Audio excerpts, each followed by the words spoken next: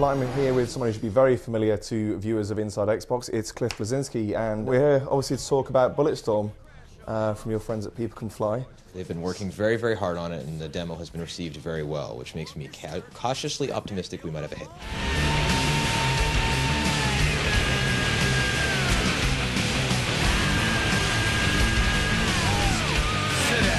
Now with the demo, it's obviously a sample of Echoes mode.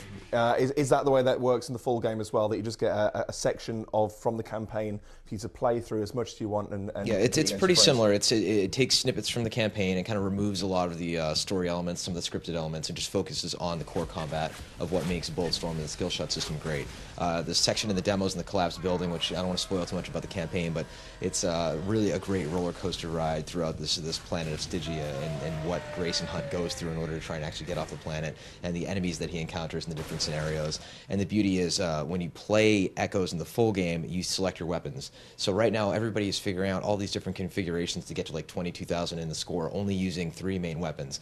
What's going to happen in the mix when you have the full set of weapons in the game and there's so many different ways to get scores? I mean, I think we're providing almost this kind of viral score competition where people are posting YouTube links and we're retweeting high scores, and you're getting this great kind of expansion into like social networking from the game and from the high scores. And that's it, the skill shot element is such a genius inclusion. I mean, I found myself actually playing through, pausing when I get to a certain enemy and almost running through a mental checklist of, okay, cheating. Whatever, well, basically. In combat, there is no pause. I mean, time may slow down, but you can't actually pause.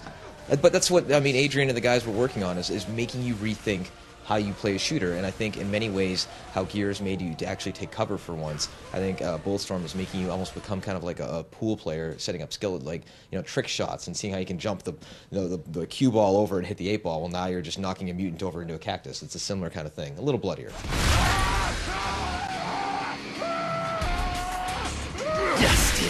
And I thought that was quite a surprising aspect of the demo as well, that even in Echoes you have your 2 kind of cohorts alongside you.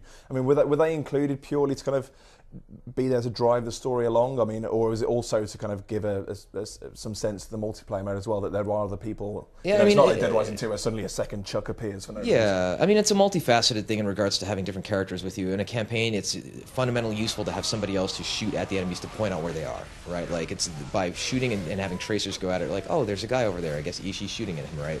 It's also there to build character. Like, if Grayson was a guy who's alone on this planet, I mean, he doesn't really have a lot of people to play off of besides the crazy mutants that he's fighting, right? So you build a relationship with Ishii, see how that evolves, and then once Trishka gets involved, things get really, really interesting, because she's one of my favorite female characters that's been depicted in video games over the last few years. She can certainly hold her own. Yeah, she doesn't take any nonsense, does she? She doesn't, and she was definitely depicted to be attractive, but not stripper type of proportions, because we as game developers, you know, we don't always paint with the most subtle brushes, especially when it comes to our male characters or our violence, but I'd like to continue as a studio, Epic, and our partners to depict females in games fairly and, you know, attractive but not crazy over the top.